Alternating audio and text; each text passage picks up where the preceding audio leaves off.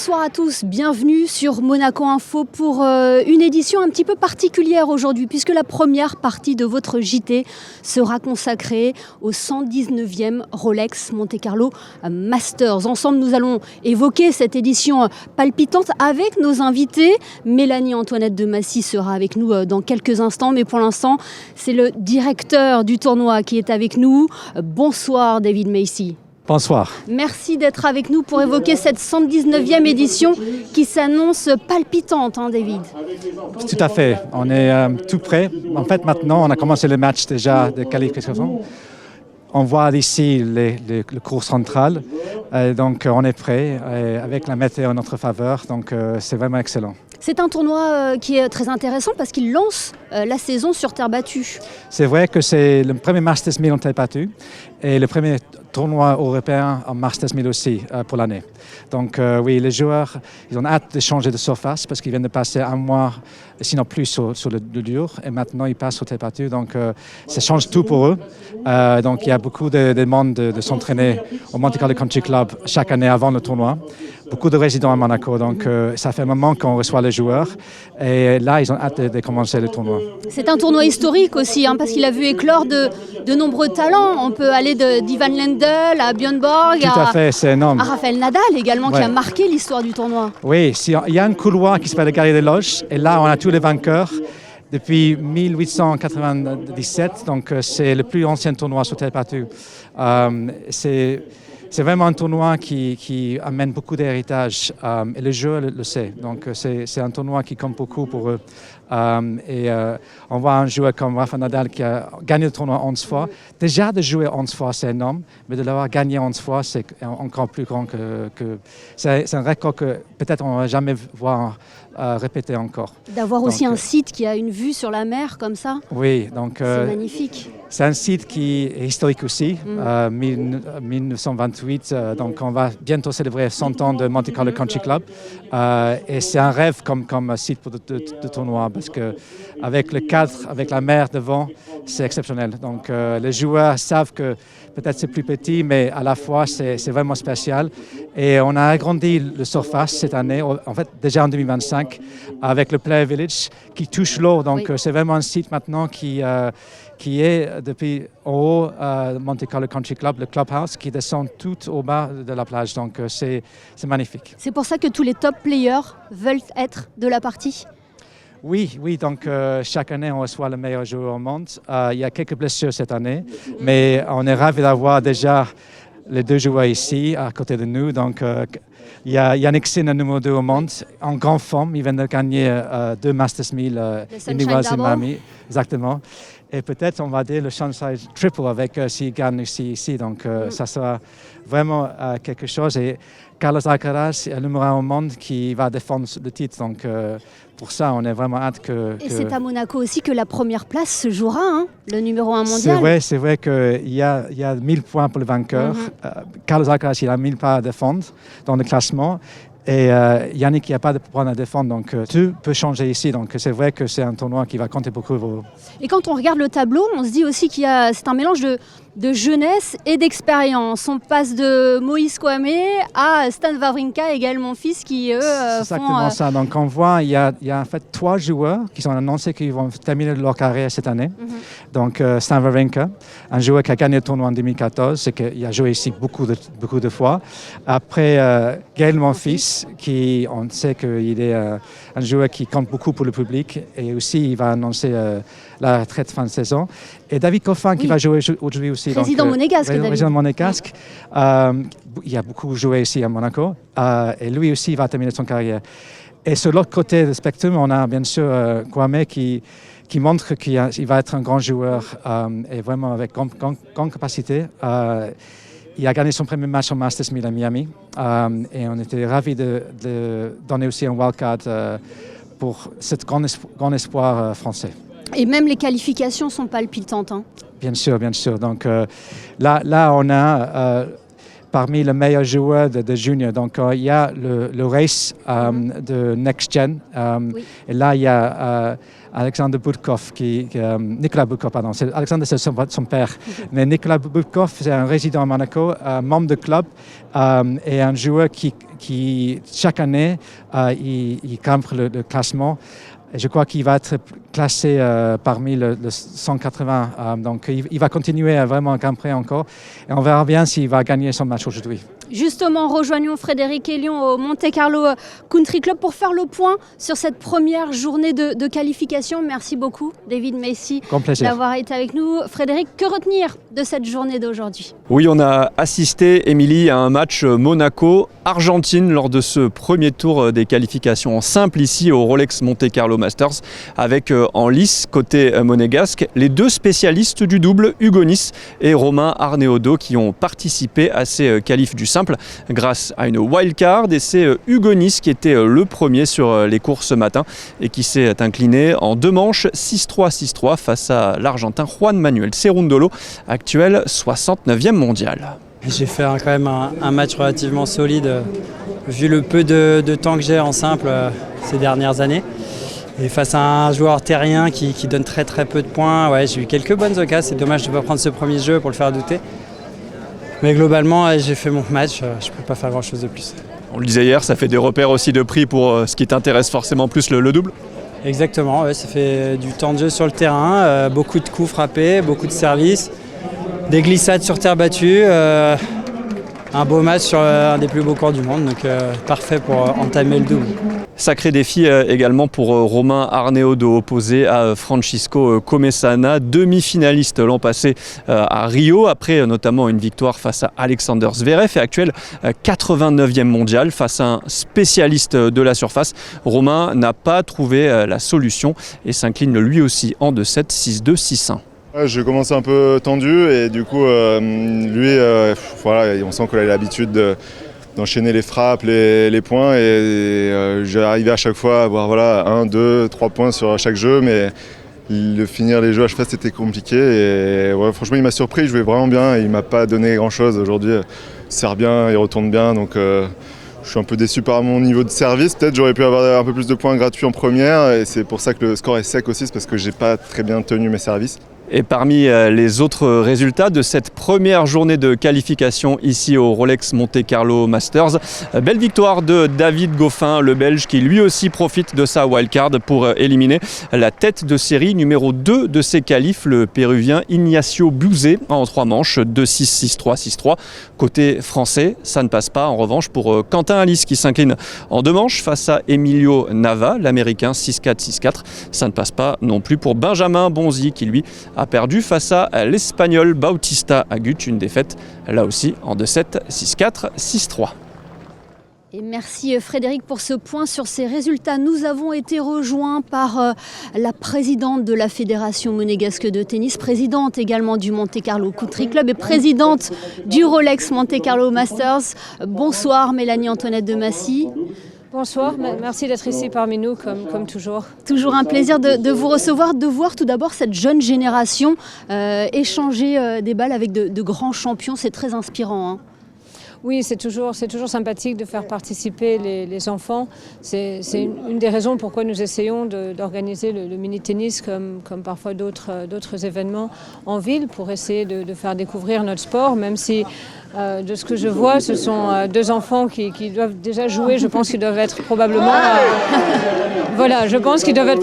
à l'école de tennis au Monte Carlo Country Club parce qu'ils jouent pas mal. Peut-être des espoirs futurs, on verra.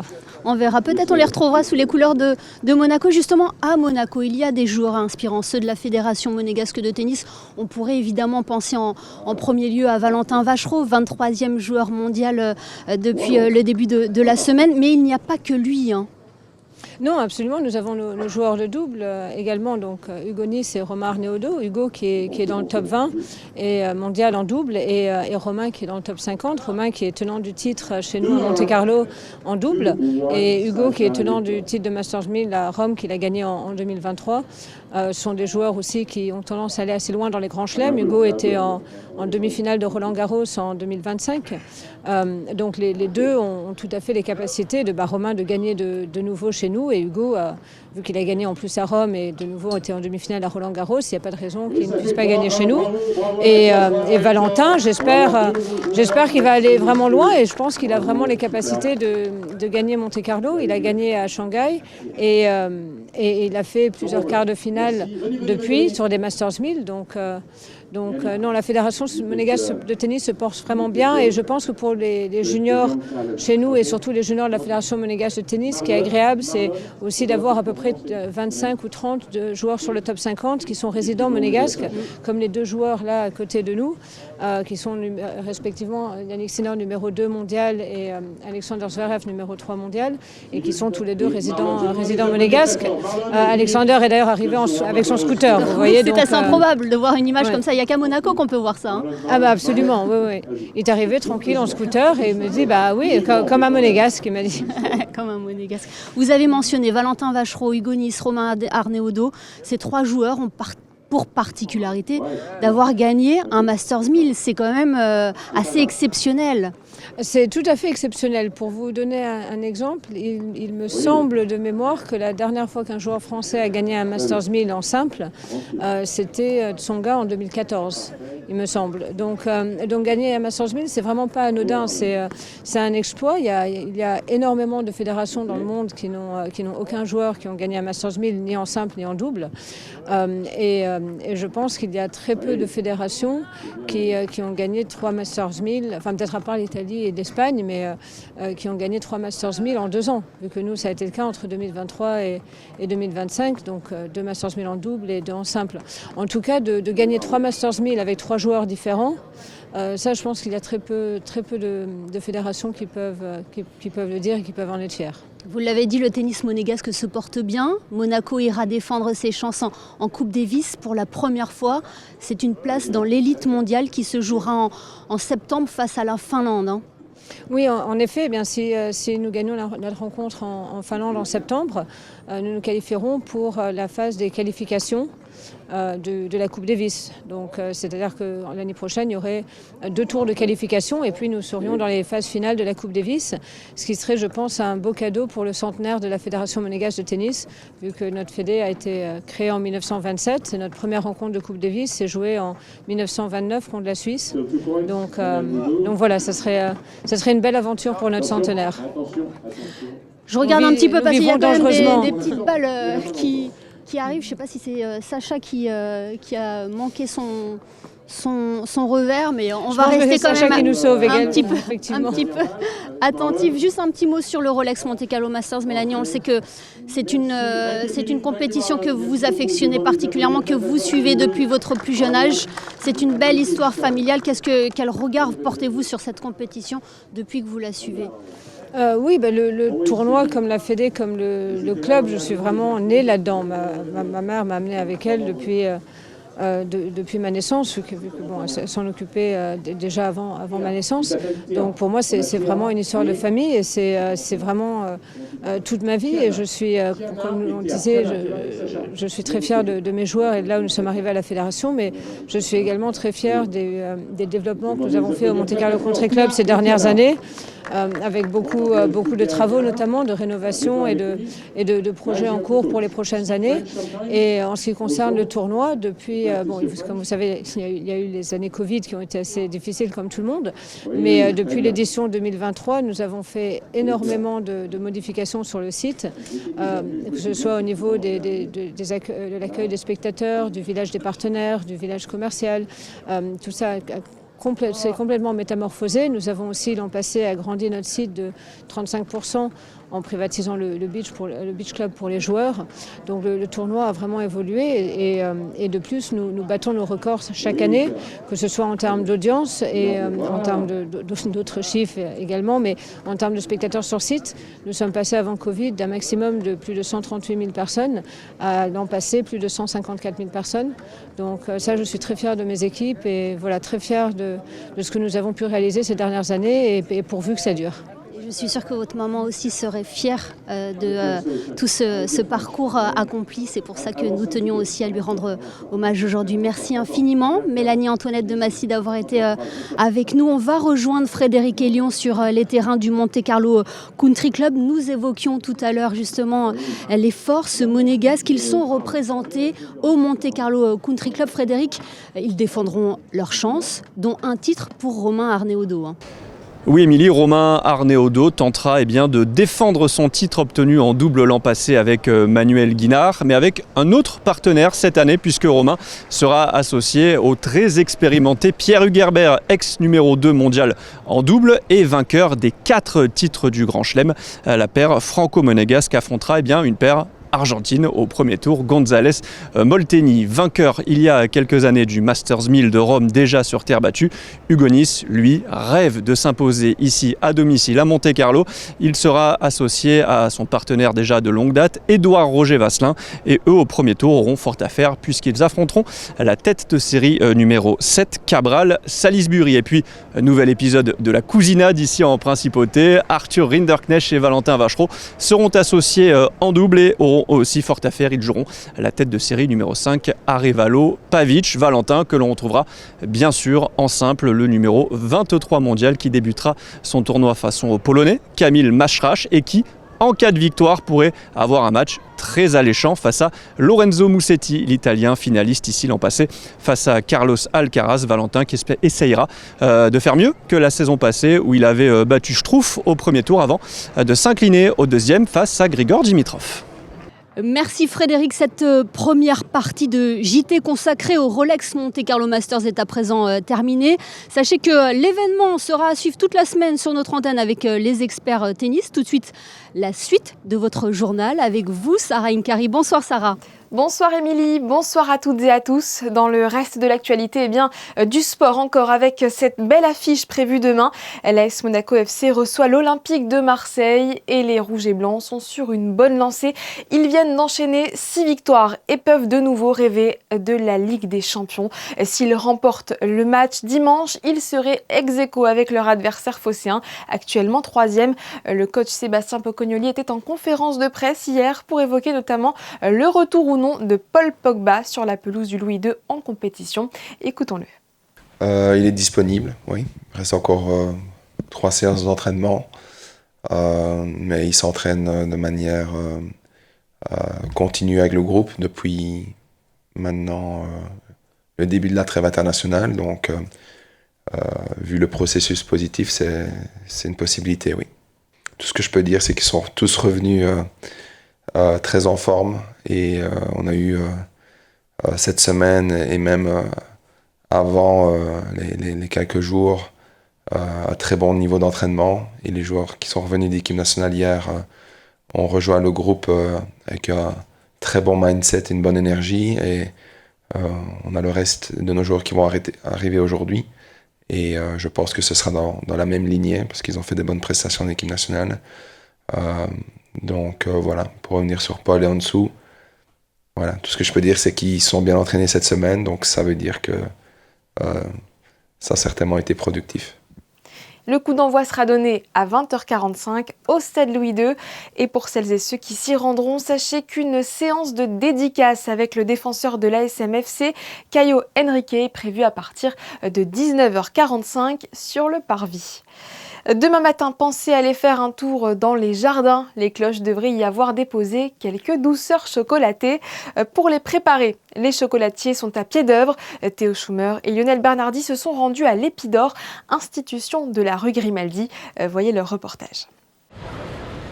La tradition, c'est la tradition. À chaque période, son décor et ses trésors. À Pâques, les œufs font leur grand retour à l'Épidore avec tous les ans une large sélection 100% chocolat. On a toujours nos œufs, nos poules et nos lapins avec les cloches. Donc on est avec le chocolat le meilleur qu'on puisse trouver sur le marché français qui est Valrhona. On fait toutes nos pièces à la main. Et on peut dire que ce Pâques, après justement le fameux samedi 28 mars, va s'annoncer très copieux. très copieux et surtout généreux. Quelques semaines plus tôt, nous avions filmé la confection à l'étage. L'étape la plus importante est ce que l'on appelle le conchage, autrement dit le brassage. Cela peut durer plusieurs heures, voire même plusieurs jours et permet de développer toute l'onctuosité du chocolat en éliminant son excès d'acidité et ses arômes indésirables. Après ça, c'est dans les moules qu'il est transféré, priorité aux œufs et aux lapins, les best-sellers de la maison. Une fois en vitrine, avec une belle couleur et un chic emballage, impossible de passer à côté. C'est petit lapin au chocolat, voilà. C'est un cadeau fait pour mon fils. Voilà, pour pas que c'est un lapin. Voilà. Voilà donc les secrets de fabrication d'un bon chocolat signé Lépidor. Avec tous ces bons produits, vous ne devriez pas avoir de mal à honorer la tradition. Reste à se souhaiter joyeuse Pâques. Et à Monaco, on chasse les œufs, mais aussi les plantes. Et oui, c'est la tradition au jardin exotique. Il a rouvert ses portes il y a tout juste une semaine. Pendant la période de travaux, l'activité pour les enfants avait été déplacée au jardin botanique, mais elle n'a rien perdu de son succès, comme vous allez le voir dans ce sujet, signé Théo Schumer et Marie-Ève B. C'est une activité phare de Pâques qui est de retour au jardin exotique. La chasse aux plantes, une variante de la chasse aux œufs qui permet d'éviter que les chocolats ne fondent au soleil en attendant d'être trouvés. Le jeu est simple, on choisit sa petite variété parmi les 35 sur la table et on court trouver sa jumelle, après quoi on remporte son petit lot de chocolat. L'idée, c'est pas de les trouver parce qu'elles sont cachées, c'est d'observer les deux plantes identiques et d'avoir un petit peu un réflexe d'observation et de voir la couleur des épines, la taille de la plante, est-ce qu'elle a des poils, est-ce qu'elle n'a pas de poils, est-ce qu'elle a des feuilles, est-ce qu'elle n'en a pas, voilà. 30 enfants se sont prêtés au jeu ce samedi sur l'une des 3 sessions proposées au cours de la matinée. Et le concept, ils l'ont bien compris, même si certains se sont parfois fait avoir par la ressemblance entre les plantes. Tu penses que tu as trouvé les deux mêmes ? Ouais. C'est ton dernier mot, t'es sûr de toi ? Oui. Fais-nous voir. C'est pas tout à fait les mêmes, hein ? Oui, mais il y a écrit les deux noms. Pareil. Regarde bien. Est-ce que les feuilles ont l'air pareilles ? Non ? Ah, je pense qu'il va falloir retourner chercher la bonne, hein ? D'autres, en revanche, trouvent assez vite la plante jumelle et en retiennent même le nom. C'est celle-là. Tu sais comment elle s'appelle ? Oui. T'as regardé l'étiquette ? Elle s'appelle la crasse ou la perforata. Preuve que l'exercice a aussi le mérite d'être éducatif, en plus d'être ludique. La plupart des enfants repartent même pour un tour, immédiatement après avoir trouvé leur deuxième plante. Tu vas rejouer ou tu vas aller chercher du chocolat directement ? Je vais rejouer. Pour les gourmands qui préfèrent récupérer leurs petits cadeaux, direction la boutique à l'entrée du jardin, munis de leurs petites pièces d'or qui témoignent que le défi a bien été relevé. Bref, la chasse aux plantes aura une nouvelle fois beaucoup plu à ces enfants qui repartent avec le sourire, à peine entachés des premiers chocolats dégustés, mais bien mérités. Il fascine toujours autant et lève le voile sur l'histoire de la dynastie Grimaldi. Les grands appartements du Palais Princier rouvrent leurs portes au public, un lieu emblématique, très prisé des visiteurs, curieux d'en apprendre davantage sur la Maison des Princes. Visite guidée avec Alexandra Pagny et Marie-Ève B. Leur ouverture annonce le retour des beaux jours. Les grands appartements du Palais Princier sont traditionnellement dévoilés au public d'avril à octobre. L'occasion de découvrir ces salles emblématiques de l'histoire de Monaco et de ses princes. Vous avez des salles historiques et vous avez aussi des salles de réception. Le palais est un lieu vivant, nous ne sommes pas dans un musée. Donc certaines des pièces que les gens peuvent visiter sont des endroits qui sont utilisés par la famille princière. Vous avez entre autres la salle du trône ou le salon bleu. Et vous pouvez voir aussi la bibliothèque qui, en plus d'être magnifique, est un lieu pour les chercheurs aussi. Dès cette première journée d'ouverture, les visiteurs ont répondu présent et ont pu découvrir une nouveauté. Nous avons ouvert une nouvelle salle qui s'appelle la salle Bellérophon. En fait, c'était une pièce qui était visible jusqu'avant le Covid. Et après, ils ont commencé à faire des restaurations. Et maintenant, le chantier n'est toujours pas terminé. Mais vous pouvez voir les fresquistes travailler. Et vous avez déjà un aperçu des magnifiques fresques du XVIIe siècle que vous pouvez voir au plafond. Autre nouveauté de cette année, les visiteurs pourront découvrir une exposition temporaire exceptionnelle, le mariage du siècle, consacrée aux 70 ans célébrant l'union entre le prince Régnier III et la princesse Grace en 1956. C'est un véritable tournant pour la principauté. Le parcours d'embauche devient 100% digital. CVTech, candidature instantanée, paiement des droits en ligne, une modernisation qui devrait simplifier la vie des employeurs comme des demandeurs d'emploi. Les explications de Vanessa Dessy sur les images de Thomas Deus. Avec la dématérialisation complète du parcours d'embauche, les démarches gagnent en rapidité et en simplicité.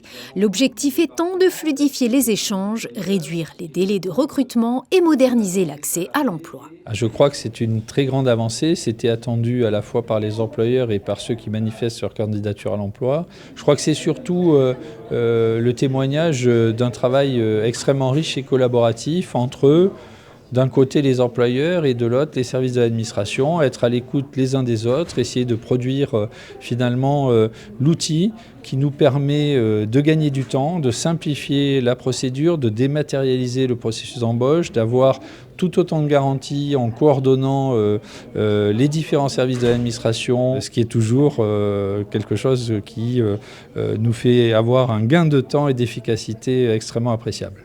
La mise en place d'une CVTech accessible aux entreprises monégasques vise à fluidifier la rencontre entre l'offre et la demande.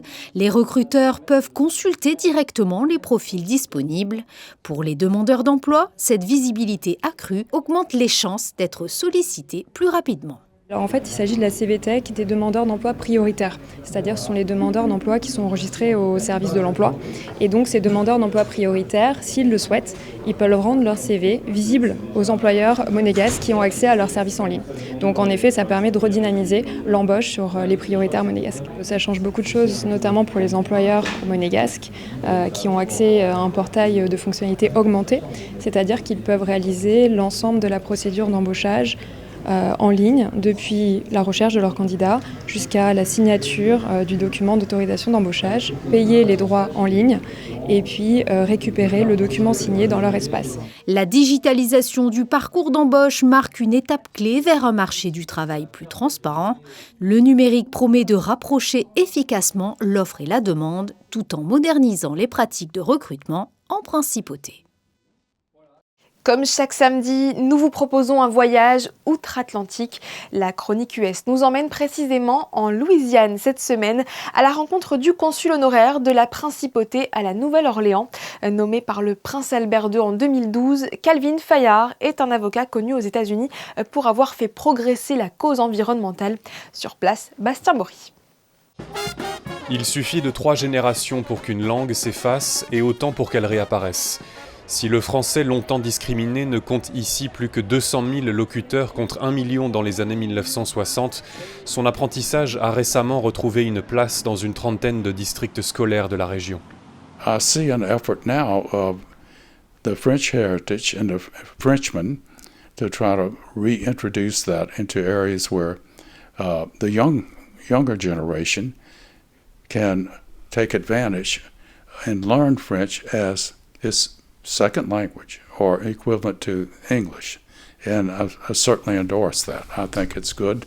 En tant que relais diplomatique d'une principauté francophone, Calvin Fayard peut aussi s'appuyer sur une autre histoire partagée par Monaco et la Louisiane, celle de la princesse Alice Hine, louisianaise de naissance, devenue épouse du prince Albert Ier en 1889, après avoir grandi dans cette maison du quartier français de la Nouvelle-Orléans. Une passerelle parmi d'autres entre les deux territoires.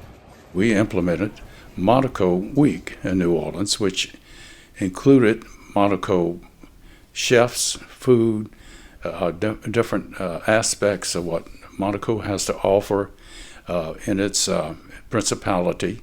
And that was several days of events, and the coordination of making that happen, bringing in the chefs, organizing the events with the officials there and with the public was quite challenging, but it was a very successful event. Avec 19 millions de visiteurs par an, la Nouvelle-Orléans a fait du tourisme l'un des moteurs de sa reconstruction amorcée en août 2005, lorsque les digues défectueuses de la ville cédèrent sous la pression de la tempête Katrina. Avocat dans de grands procès contre les dérives des industries pétrolières et du tabac, Calvin Fayard a aussi défendu les droits des victimes de cet ouragan. The streets are flooded. The city is flooded. And you have thousands of people trying to survive in a football stadium known as the Superdome. and you have other thousands of people that are trying to survive in their homes that are full of water on top of and they're on top of their roofs or trying to just keep their heads above water. And if that's not bad enough, you have no government coming to assist at all for almost 10 days. En amont, plusieurs études avaient pourtant signalé des défaillances structurelles et un sous-financement des systèmes anti-inondation, signe de l'impréparation des autorités face aux catastrophes climatiques et à l'affaissement chronique des sols. I think Monaco has realized that. I think San Francisco has realized that. I think Los Angeles is. I think New Orleans is. I think Miami is. And I think a lot of that is being helped or being promoted and energized by the fact that Prince Albert is so vocal about the seas and about what it means to preserve and make sure that they are healthy in order to serve the planet as a whole. 200 milliards de dollars ont depuis été investis pour rétablir les infrastructures urbaines et sportives de la région, ouvrant la voie à de nouveaux partenariats, notamment avec Monaco. Les équipes néo-orléanaises de football américain des Saints et de basket des Pélicans pourraient ainsi disputer des rencontres en principauté dans un futur proche. Des rencontres que nous suivrons bien entendu. Le printemps vient tout juste de pointer le bout de son nez, mais il est déjà l'heure de penser à l'été. Avis aux parents, les préinscriptions au mini-club du Larvoto ouvriront jeudi prochain, le 9 avril. Une cinquantaine d'enfants de 3 à 12 ans pourront être accueillis dans les locaux du Jardin d'éveil. Ils se transformeront pour l'occasion en centre de loisirs durant toute la période estivale, soit du 1er juillet au 28 août. Monégasque et résident, la mairie vous donne rendez-vous sur le portail famille. Le site s'affiche sur votre écran. C'est la fin de cette édition. Merci pour votre fidélité. Nous la refermons comme nous l'avons ouverte avec du tennis. Notre photographe Stéphane Dana n'a rien manqué de l'opération mini-tennis qui avait lieu ce matin avec la participation de Yannick Sinner et Alexander Zverev. Les deux champions ont frappé la balle avec les jeunes tennisman en herbe. Tout de suite, les prévisions météo de Théo Schumer. Pour ma part, j'aurai le plaisir de vous retrouver demain dès 18h30. Passez une excellente soirée sur Monaco Info.